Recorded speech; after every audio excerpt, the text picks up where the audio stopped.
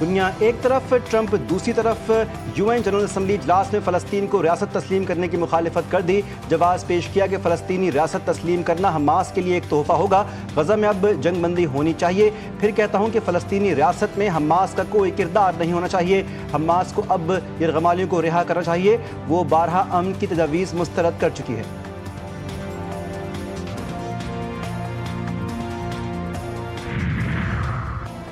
وزیراعظم کی خادم الحرمین الشریفین اور سعودی عوام کو قومی دن کی مبارکباد۔ وزیراعظم کا پاکستان اور سعودی عرب میں شراکت داری مزید مستحکم کرنے کا عزم۔ ویڈیو پیغام میں کہا کہ حالیہ دورے میں والہانہ استقبال، بھرپور مہمان نوازی خوشی کا باعث ہے۔ دورہ بے مثال محبت اور یادگار لمحات سے بھرپور رہا۔ سعودی قیادت کا شکریہ ادا کرتے ہیں۔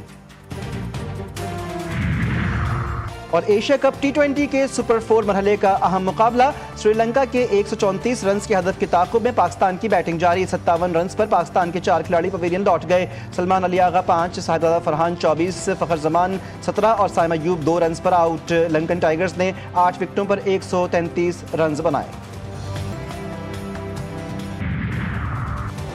کسی بھی آپریشن میں عام شہریوں کی شہادت قبول نہیں۔ آپریشن نہیں، مذاکرات ہی مسئلے کا حل ہے۔ وزیر اعلیٰ خیبر پختونخوا الیمین گنڈاپور نے اپنے ایک بیان میں کہا ہے کہ دہشت گردی میں ہمارے 80,000 لوگ شہید ہو چکے ہیں۔ حکومت مذاکرات کے لیے تیار ہے، نام مانگ لیے۔ افغانستان سے بات چیت کے لیے اس ہفتے قبائل کے وفد کے نام وفاق کو بھجوا دیے جائیں گے۔ حکومتی سطح پر جلد افغانستان سے مذاکرات ہوں گے۔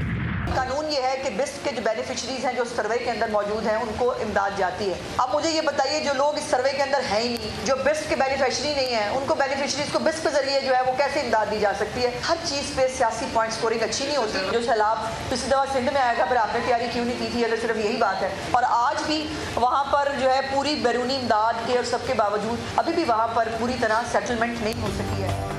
سندھ یا کراچی کا کیا حال ہے؟ کیا ان سے عقل لینے کی ضرورت ہے جنہوں نے سندھ کو آثار قدیمہ بنا دیا؟ سندھ میں بیرونی امداد کے باوجود لوگ مکمل طور پر بحال نہیں ہوئے۔ وزیر اطلاعات پنجاب عظمہ بخاری نے نیوز کانفرنس میں کہا کہ سیلاب متاثرین کو بے نظیر انکم سپورٹ پروگرام کے ذریعے مدد فراہم نہیں کی جا سکتی۔ جو BISP سے رجسٹرڈ ہی نہیں، انہیں امداد کیسے دی جائے؟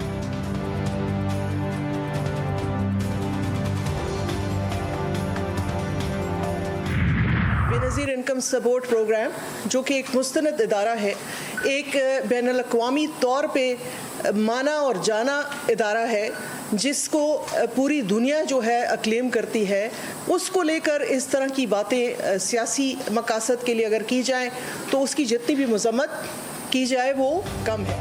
بے نظیر انکم سپورٹ پروگرام کو فراڈ قرار دینے والوں نے 1 کروڑ خاندانوں کی توہین کی ہے۔ پیپلز پارٹی سینیٹر روبینہ خالد نے وزیر اطلاعات پنجاب کے بیان پر رد عمل ظاہر کرتے ہوئے مطالبہ کیا ہے کہ بے نظیر انکم سپورٹ پروگرام کو فراڈ کہنے والے سیاسی رہنما اپنے بیان پر معافی مانگے اور سیلاب کے معاملے پر سیاسی پوائنٹ اسکورنگ سے اجتناب کریں۔ حکومت کا پیپلز پارٹی کو اعتماد میں لینے کا فیصلہ۔ وزیر اعظم دورہ نیو یارک سے واپسی پر پیپلز پارٹی کے اعلیٰ قیادت سے رابطہ کریں گے۔ ذرائع نون لیگ کا کہنا ہے کہ پیپلز پارٹی اور مسلم لیگ نون کا اہم پارلیمانی اجلاس آئندہ ہفتے بلایا جائے گا۔ پیپلز پارٹی کے تحفظات کو دور کرنے کے لیے مناسب راستہ نکالا جائے گا۔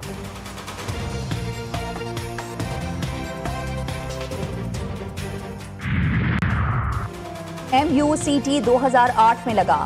اس وقت یہ گھروں کے سائز پر لگتا تھا۔ ہم سے پہلے سال کا MUCT 20 کروڑ روپے آتا تھا۔ میئر کراچی بیرسٹر مرتضی وہاب کہتے ہیں اگر ہم جمہوری لوگ ہیں تو ہم کو فیصلہ کرنا ہوگا، ہم اپنے معاملات کو کونسل میں حل کریں گے یا عدالت میں۔ معاملات کو عدالت میں لے جانے سے سیاسی نکتہ چینی پیدا ہوتی ہے۔ سیلابی صورتحال پر آپریشن جاری ہے۔ تقریباً 2 ماہ ہو گئے۔ کوچی بیراج پر پانی شاید مزید بڑھے۔ وزیر اعلیٰ سندھ کی میڈیا بریفنگ۔ مراد علی شاہ کا کہنا تھا کہ سیلاب کے پیش نظر اقدامات کے تحت 528 ریلیف کیمپس تیار تھے، صرف 17 کو فعال کرنا پڑا۔ 1,92,000 سے زائد لوگوں کو محفوظ مقامات پر منتقل کیا گیا۔ کنڈیاروں میں دریائے سندھ میں سیلابی صورتحال بدستور برقرار۔ متعدد دیہات کا زمینی رابطہ منقطع۔ بکھری اور پیر مہدی کے اطراف کئی فٹ پانی جمع، علاقہ مکین گھروں میں محصور۔ بورے والا میں دریائے ستلج کے سیلابی ریلے کی بے رحم موجوں نے تباہی مچا دی۔ متعدد بستیاں، مواضعات، سینکڑوں ایکڑ رقبہ ملیامیٹ، متاثرین بے یار و مددگار امداد کے منتظر۔ کبیروالا میں مائی صفورہ بند ٹوٹنے سے 40 سے زائد دیہات زیر آب۔ کئی علاقوں سے پانی تو چلا گیا لیکن اپنے پیچھے المناک داستانیں چھوڑ گیا۔ متاثرین گھروں کو لوٹے تو ملبے اور اجڑے آشیانوں نے ان کا استقبال کیا۔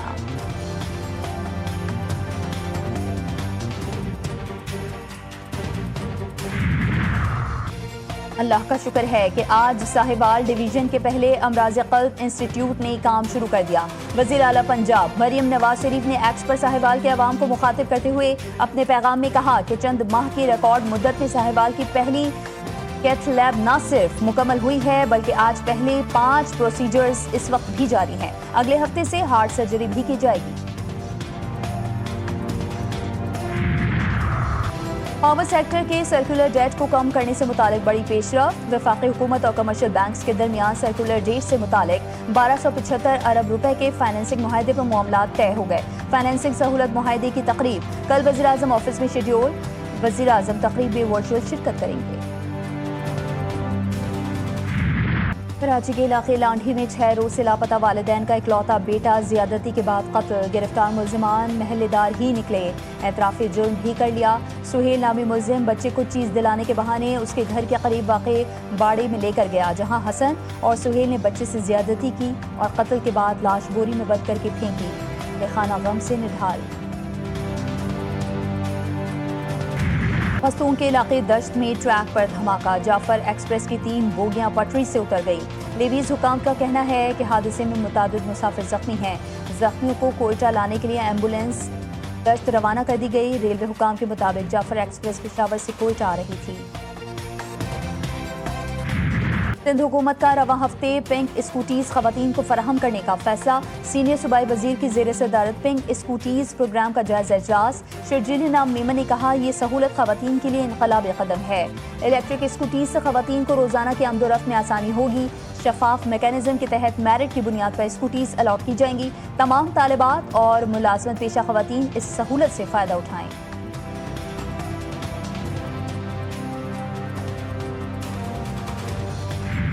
سعودی عرب کے مفتی اعظم شیخ عبدالعزیز بن عبداللہ آل الشیخ فوت۔ رائل کورٹ سے آج صبح وفات کا اعلان ہوا۔ نماز جنازہ بعد نماز عصر ریاض کی امام ترکی بن عبداللہ مسجد میں ادا کی گئی۔ شیخ عبدالعزیز سینئر علماء کی کونسل کے صدر بھی رہ چکے ہیں اور وہ حج کا خطبہ دینے کے فرائض بھی انجام دے چکے ہیں۔ سعودی فرمانروا شاہ سلمان بن عبدالعزیز اور ولی عہد محمد بن سلمان کا مفتی اعظم کے انتقال پر اظہار تعزیت۔ برطانیہ کے لیے براہ راست پروازیں، PIA-TCO لائسنس حاصل کرنے میں ناکام۔ پاکستان سے برطانیہ کے لیے براہ راست پروازیں شروع کرنے کے لیے برطانیہ کے محکمہ DFT نے قومی ایئر لائن کو TCO لائسنس نہیں دیا۔ قومی ایئر لائن کو طیاروں کی کمی کا سامنا۔ فلپائن میں راگاسا نامی طوفان نے تباہی مچا دی، ہزاروں افراد متاثر۔ فلپائن کے مختلف جزیروں میں لینڈ سلائیڈنگ بھی ہوئی، تعلیمی ادارے بند، متعدد گھروں اور اسکولوں کی چھتیں اڑ گئیں، درخت اکھڑ گئے۔ چین اور ہانگ کانگ میں بھی طوفان کے پیش نظر ہائی الرٹ جاری۔ راگاسا تائیوان کی ساحلی پٹی میں تیز بارشوں کا سبب بن سکتا ہے، چینی شہریوں کو احتیاطی تدابیر اختیار کرنے کا حکم۔ ہانگ کانگ میں پروازیں منسوخ، تعلیمی سرگرمیاں بھی معطل۔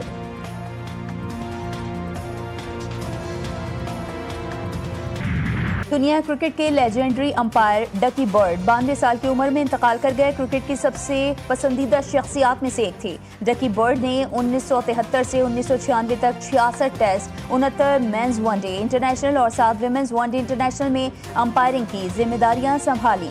انہوں نے 3 ورلڈ کپ فائنل میں بھی امپائرنگ کی۔ اور کھیل کے میدان سے اچھی خبر، کامن ویلتھ بیچ ہینڈ بال چیمپئن شپ پاکستان نے جیت لی۔ فائنل میں شری لنکا کو 2-0 سے شکست۔ پاکستان کے فتح کا اسکور 26-18 اور 28-12 رہا۔